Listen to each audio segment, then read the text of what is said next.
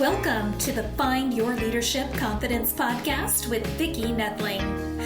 You are about to discover impactful lessons that help you grow as an individual, grow your confidence, and find the positive and good within you, so you powerfully and authentically become the best version of yourself. Be sure you visit our website at www.findyourleadershipconfidence.com. While you're there, subscribe to us via your favorite network.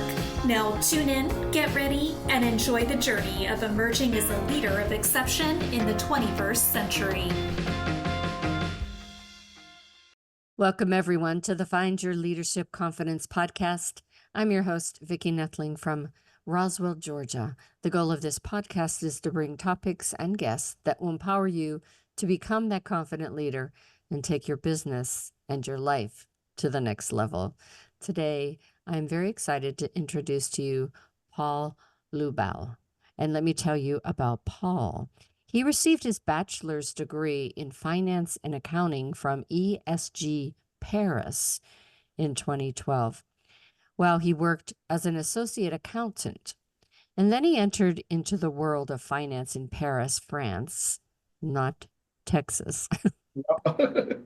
Working as a senior accountant, internal controller, and financial advisor.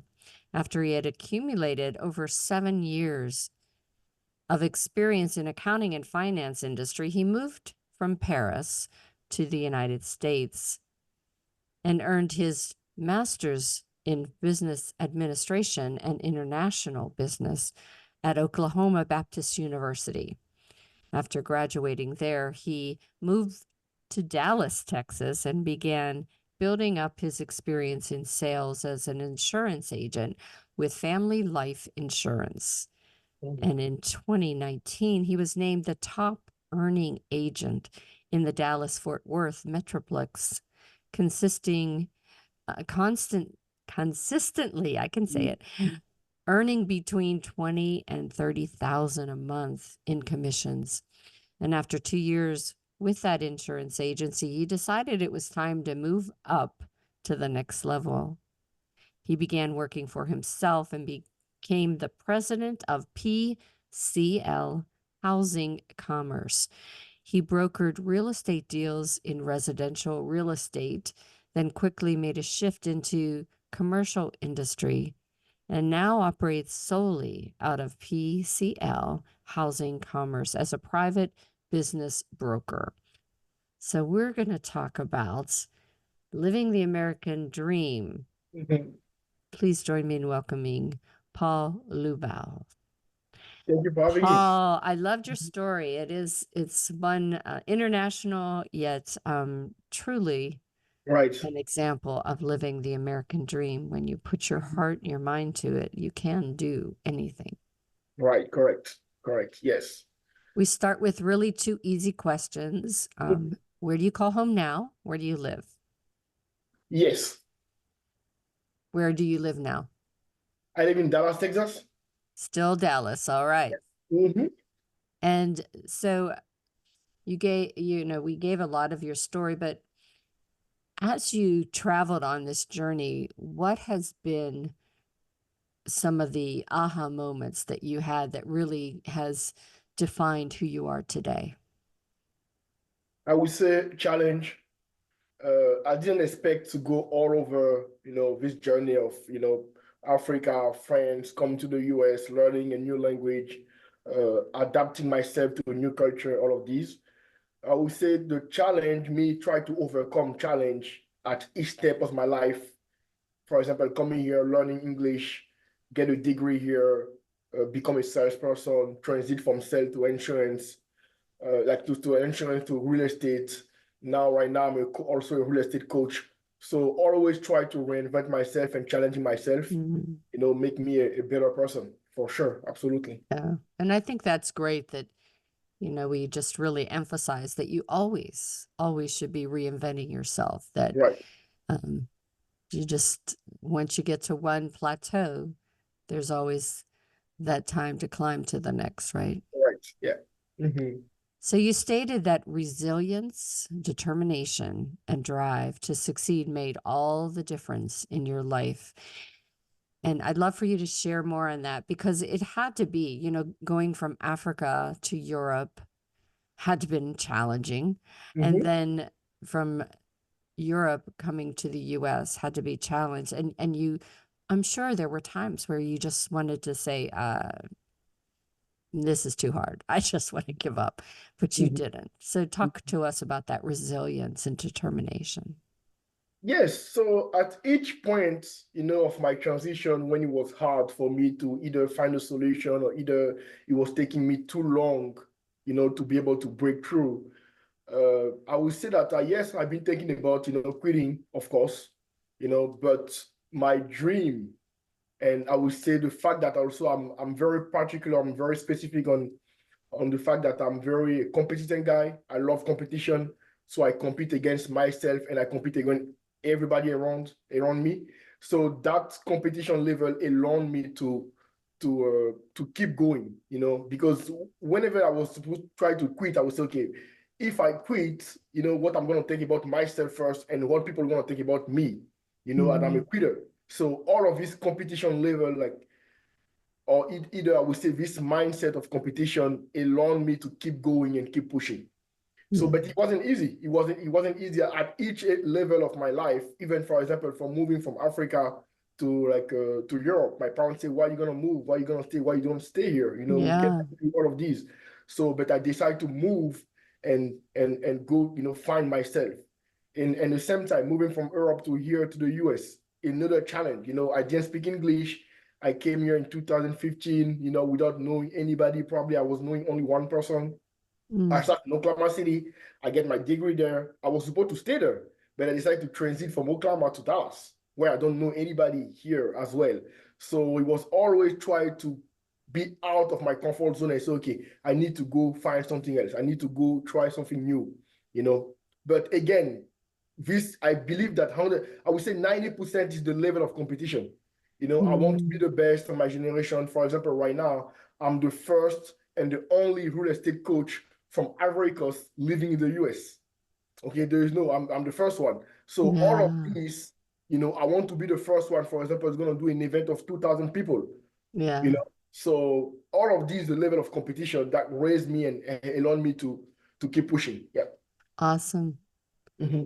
And you know, as you were telling your story, I wondered, you know, what did your parents think? Because often for even people in the US that are just saying, you know, I'm leaving the corporate world or I'm not going to go into corporate. I just am going to be a solopreneur and entrepreneur. Mm-hmm. A lot of people don't understand that. It's, well, that's so risky and all those things. So I can imagine, oh no, I'm not only leaving you, I'm leaving the country, and oh, I'm doing it again and going even further.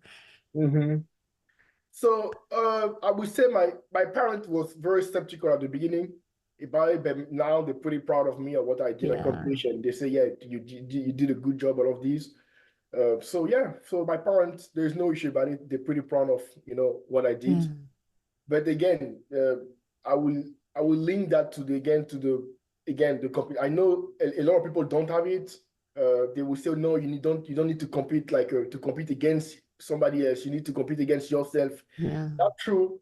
But on the same time, if I was competing a bit against myself, I don't think I would do all of these. It's just Hmm. because I want to be the number one. I want to be the top on my generation, most likely for my country as well. Yeah, Also, and the fact to compete against Americans is something that wake me up every night.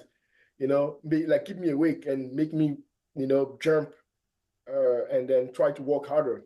yeah. So be the one who's gonna come here on this country without speaking English and do succeed as Hmm. well and do better than some other living here as well. Drive me for sure. Awesome. But I would say that it's something that you need to have or you don't have. Like you cannot, Hmm. it's not something that I don't think that people can say, I'm gonna create this challenge mindsets. It's something that maybe I learned it maybe at sport when I was a kid, but I don't know. But I know that a lot of people like to stay on their comfort zone. Me, I'm not the type Hmm. of person. Yeah. Yeah. Well, if you stay there, you don't grow. Right. You don't achieve the American dream for sure. Right. Absolutely. So for your current business, what type of financial services, real estate, what's your jam right now? Yes, so I do a lot of things, but I would say right now I'm very focused on helping my clients combining finance and real estate. This is Yeah. one of the specific that I do. So basically, I help them, value a business, understand, what is going to be the exit for their business as well. Try to make their business grow to reach a certain level of valuation to be able to sell maybe one day. And then if they own a real estate, to become a stronger sales. So we combine both. So Mm-hmm. whenever they want to sell something or they need some help to be able to value what they own, we combine business valuation and real estate valuation. Okay, to Oh, say, hey, yeah. this is worth this price because of both. Yeah, That makes sense. So this is what I do for sure. mainly. Yeah.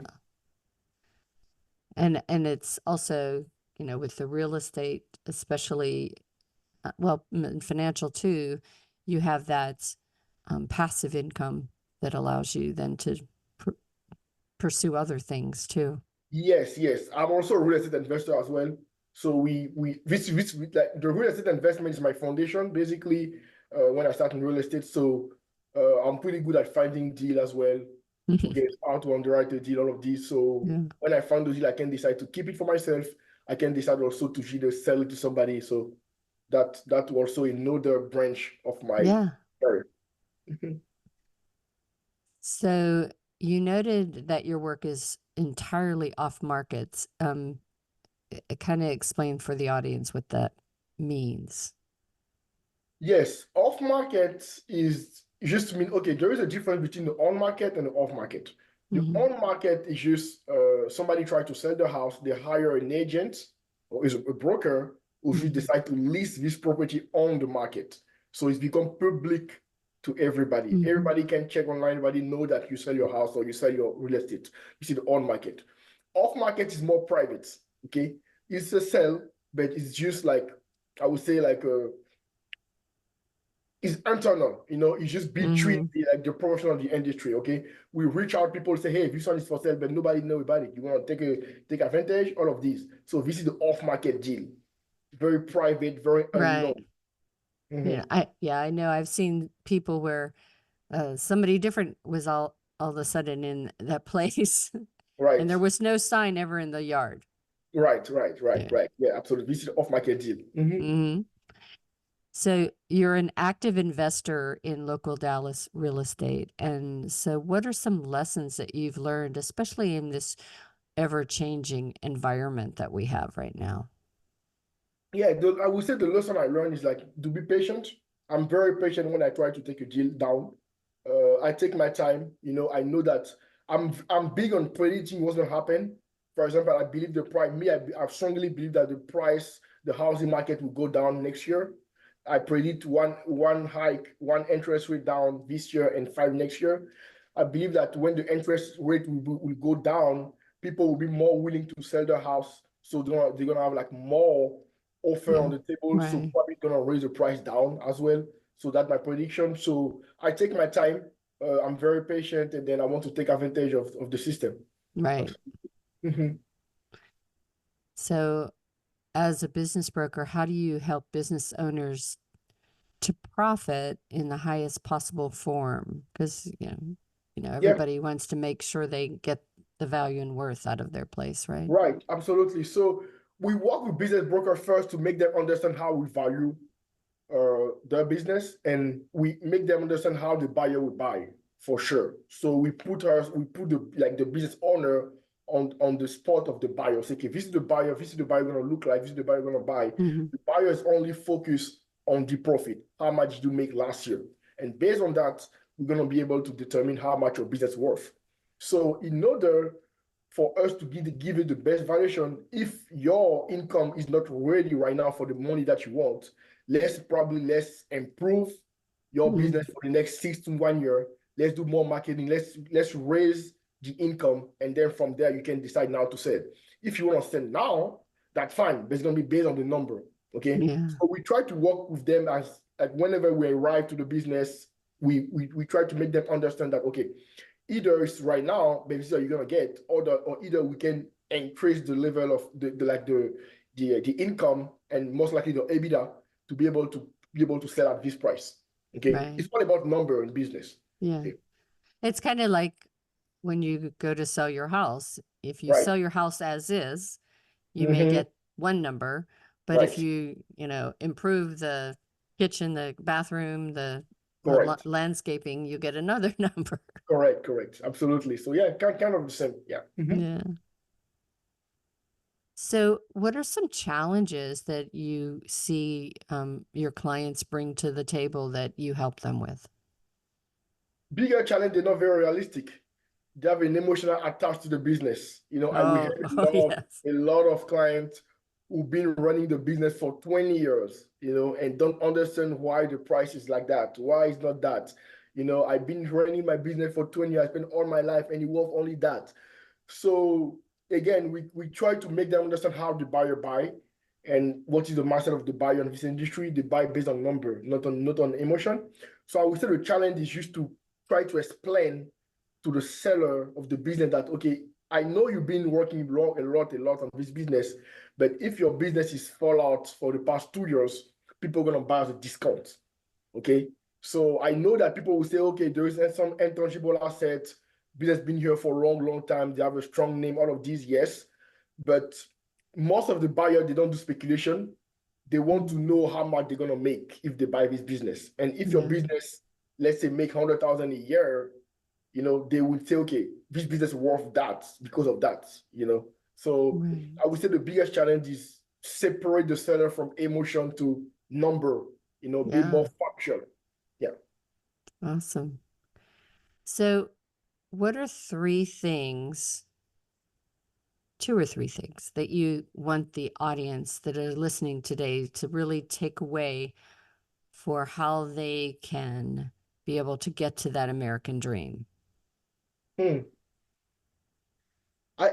would say find a competition, you know, find Yeah. something. Yeah, I will always try to bring back this level of competition because it drove me all my Mm-hmm. life. So I would say find something, either compete against yourself, but maybe you want to prove something to your parents.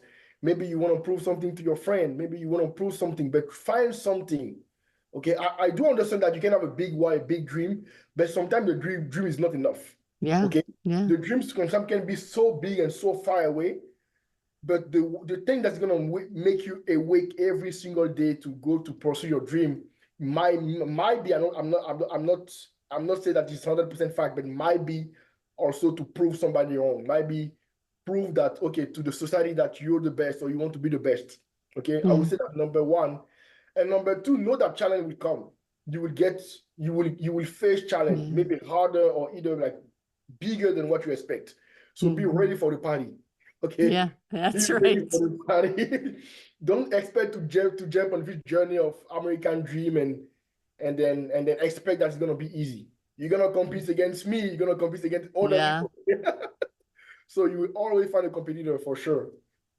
Yeah, Mm-hmm. I know the company that I worked for many, many years, we had competitors and we always embraced that. It's like, I don't want them to go away Yeah, because they keep you sharp. They keep you right. thinking, as they come with innovative ideas, it's like, oh gosh, now we have to come up and the whole idea of first to market, was always that thing that you strove for. Right. Absolutely. Yeah.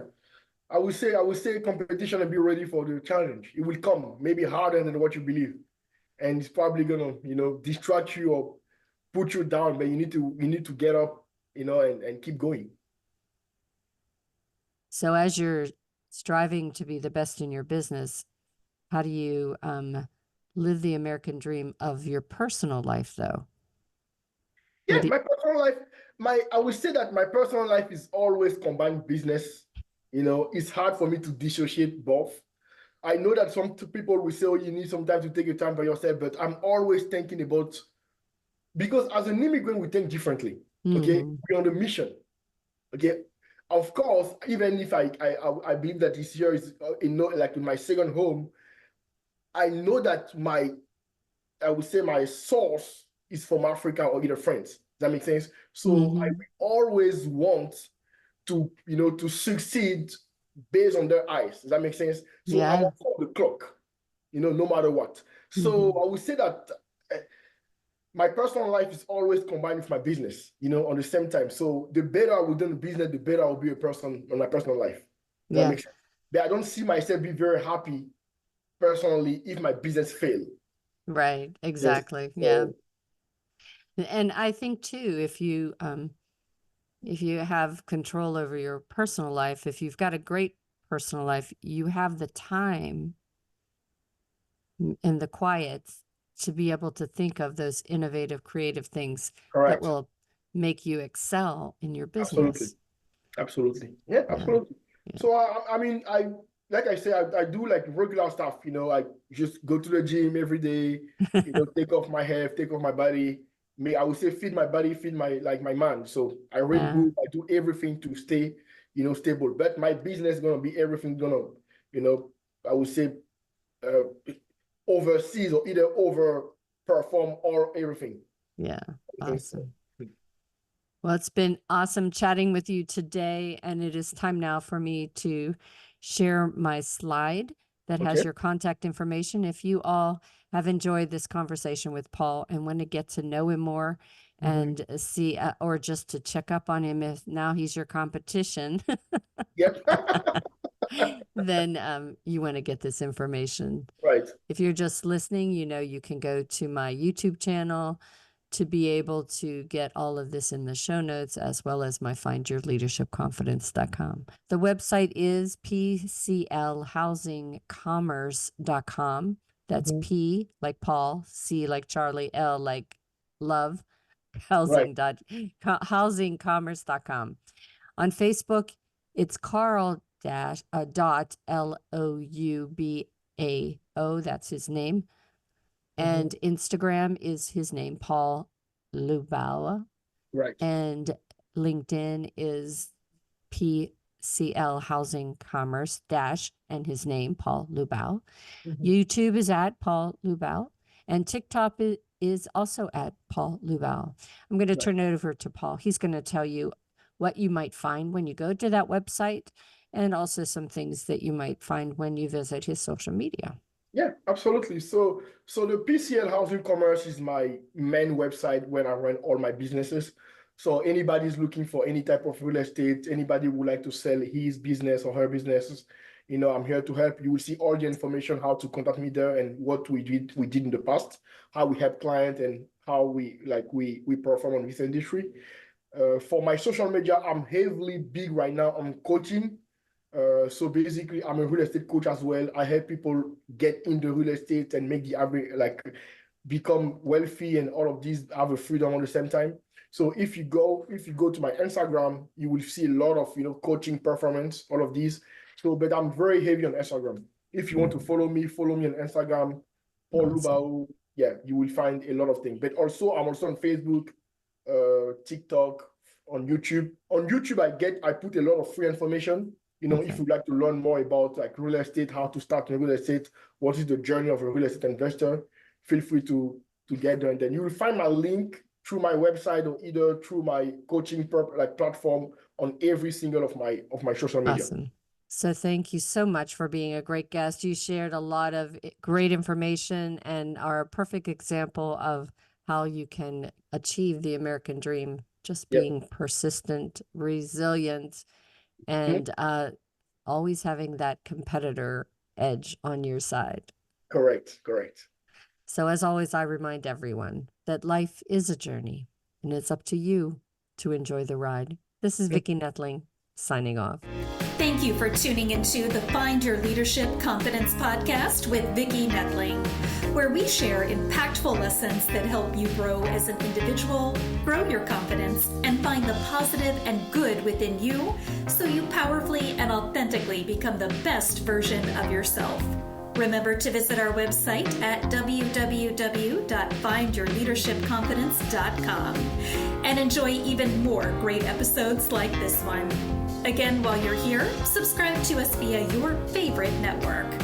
We look forward to seeing you next time on the Find Your Leadership Confidence podcast.